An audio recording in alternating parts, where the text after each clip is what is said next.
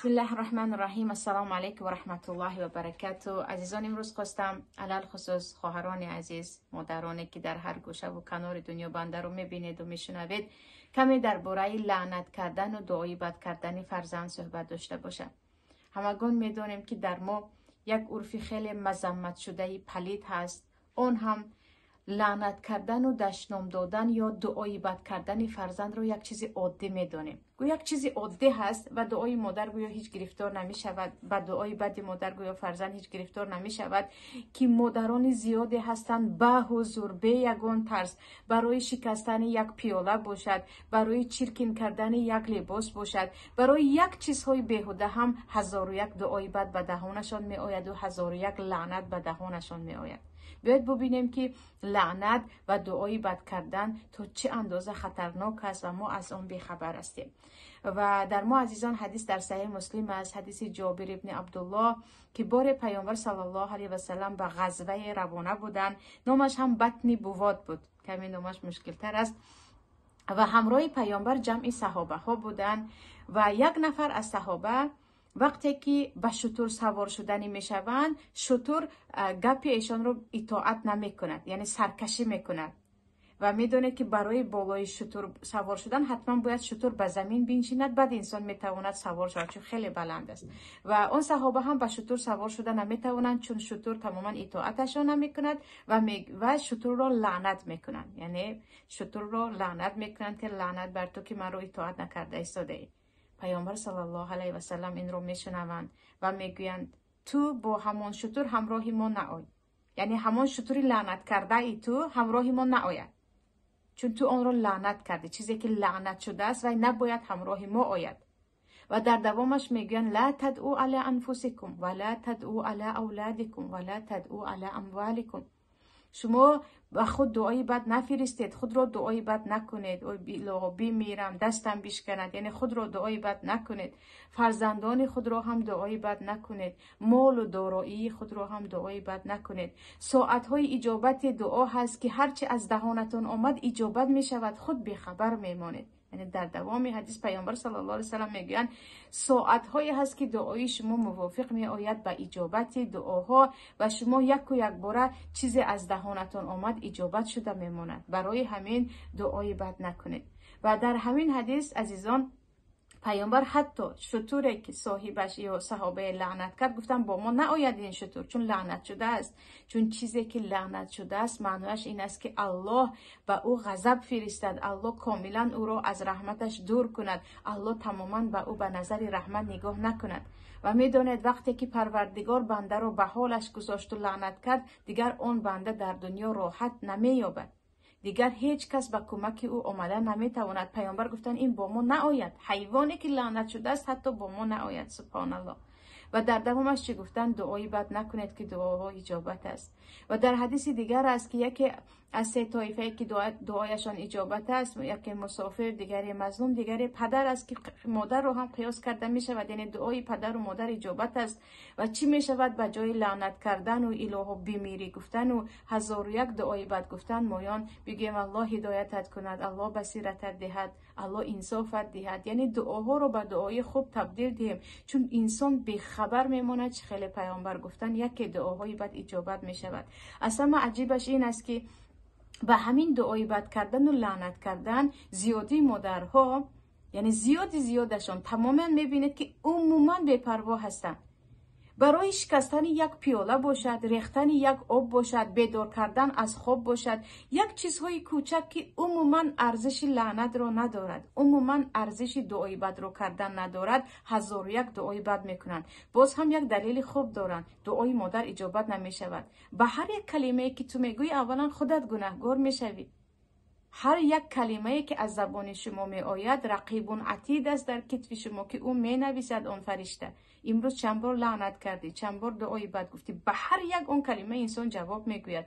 دویما یک دعا اجابت می شود. به نزدیکی بود خودی خواهرم شاید من رو ببینن چقدر با گریه زنگ زده بودن، میگوین از وقتی که در شکمم کودک پیدا شد همیشه دعای بد کردم، چون با شوهرم مشکلی داشتیم که بگذار همین کودک بمیرد، بگذار همین کودک بمیرد. در حقیقت کودک مرد. اکنون دیگر فقط خود را من گناهگار میدونم که با دعای بدی من این کودک مرد. خواهر دیگری رو هم به نزدیکی دیده بودم، میگوید وقتی فرزندم از خانه برآمد خیلی غضبی بودم، گفتم الهو بر نگردی، الهو جوانی مرگ شوی یا گردنت بشکند، که همان روز او در صدمه دچار شد و دیگر خبری مرگش است. الان من میگم این دعای بدی من بود که در وقت شام بود برای برآمدنش از خانه در حقیقت با داد و فغان دعای بد کردم، اگرچه در دلم مردنش رو نمیخواستم، اما اون شب مردهش به خانه برگشت. آن شب مردهش به خانه برگشت. ببینید دعای بد کردن آری این رحمت پروردگار است که بعضا دعاهای بد اجابت نمی شود. آیت در سوره یونس است، الله میگه ولو یعجل الله للناس الشر استعجالهم بالخير لقضي الیهم اجلهم. الله اگر تمام دعاهای بد شما رو اجابت کند تمام مردم میمیرند. هر یک مادر به هر یک بیمار گفتن فرزندها میمیرد، اما این رحمت الله هست که برای شما مهلت میدهد. اما بعضا میشود که چه خیلی پیامبر گفتن در حقیقت دعا اجابت میشود. بیاید دعاهای بد رو به دعاهای نیک تبدیل دهیم. سبحان الله، پیامبر صلی الله علیه و سلم پایهایشان از خون شوریده می شود. وقتی زید ابن حارثه میگن مگر دعای بد نمی کنی؟ پیامبر میگن پروردگار قوم مرا هدایت کن، که در حقیقت آن قوم هدایت مییابند. در حقیقت اهل مکه و اهل طائف هدایت مییابند.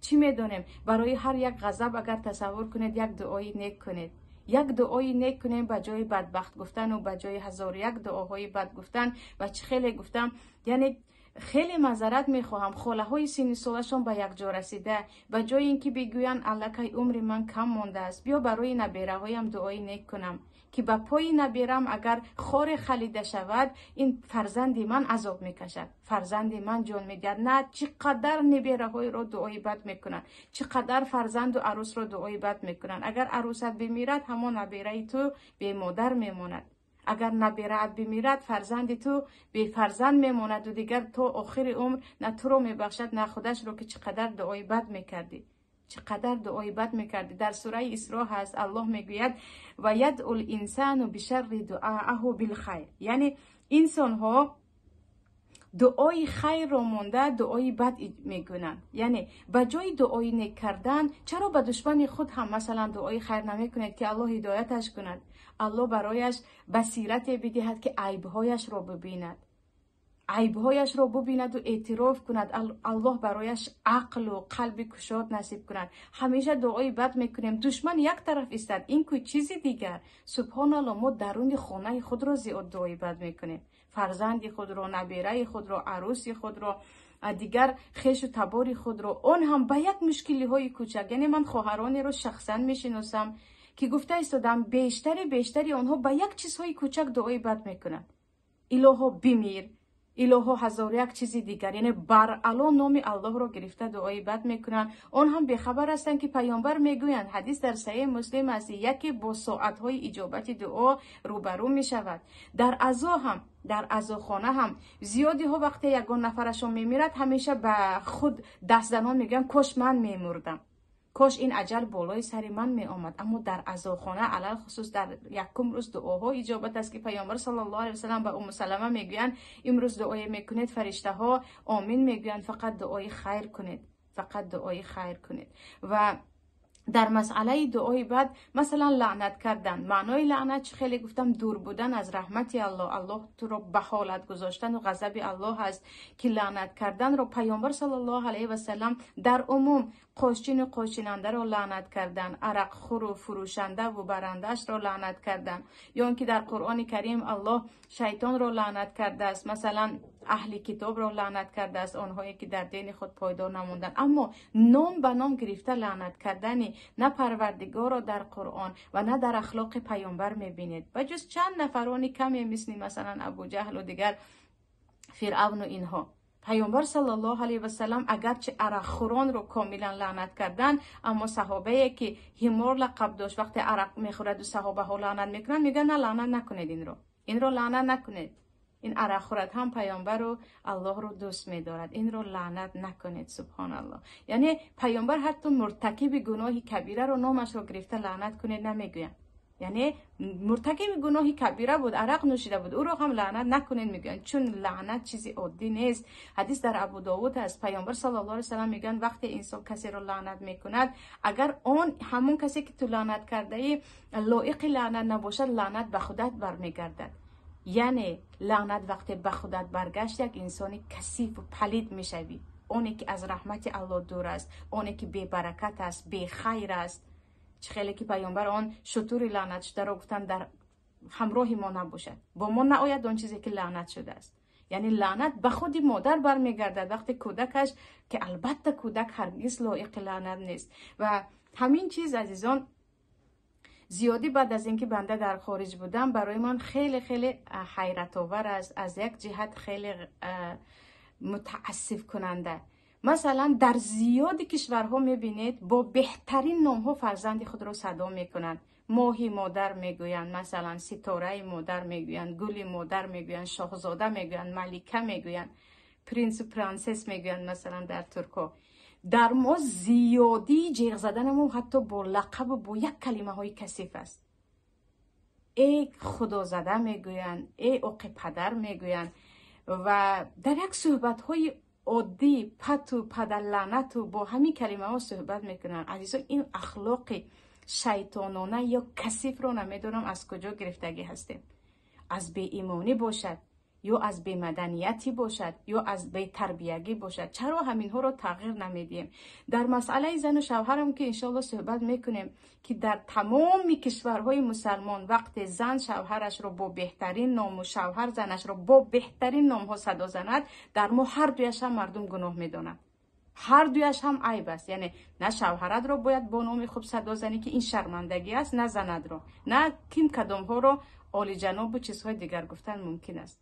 اما فرزند خود را گفته ایستادم در کجای ندیده باشم، یعنی در کشورهای مسلمان نشین الحمدلله، وقتی که با بهترین نام ها دختر خود را پسر خود را صدا میزنند، در ما نامش یک طرف ایستاد با یک کلمه های بی‌زیب و با یک کلمه های فقط تحقیر است. فقط تحقیر است که دیگر از تحقیر ما خو گرفتیم و تحقیر عادت کردیم و دیده ایستاده که سبحان الله هر کجا که تاجیک تحقیر شود کسی برای این تعجب نمی کند، گویا که ذاتاً برای تحقیر شدن به دنیا آمده باشد. این رو هم بیاید از داخل خانه تغییر دهیم و جای این دعاهای بدی که به هر یک چیزهای کوچکی هیچ به ارزش فرزند خود را دعای بد میکنیم یا لعنت میکنیم، تغییرش بدهیم به دعاهای نیک، که دعاهای نیک یکی با زمانهای اجابت دعا موافق آید و دعاهای ما اجابت شود. همیشه میبینید نفرانی هستند که به درجه های بالاترین در علم و در معرفت و حتی در تجارت رسیدن، وقتی اکثریتشان را سوال میکنید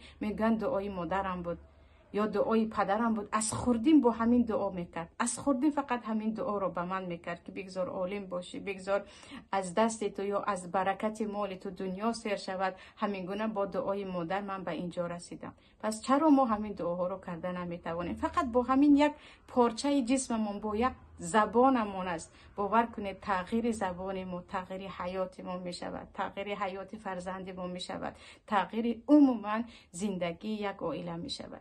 این بود صحبت کوتاه من درباره لعنت کردن و درباره دعای بد کردن فرزند. خیلی امیدوار هستم خواهران عزیز بعد از همین صحبت، البته از خود من شروع کرده، یکی شما هم هر باره که غضبناک میشوید، هر باره که شیطان با تمام قوتش بالای شما زور میکند، زبانتان رو به دعای بد به دعای نیک برگردانید، با امیدی که دعاهایتان اجابت شود و یک روز همون فرزندی که امروز در کنارتان هست هر کاری که در عصبیتان میکند، با برکت دعای شما به جای رسد که سر شما هم در آسمان باشد. سلام علیکم و رحمت الله و برکاته.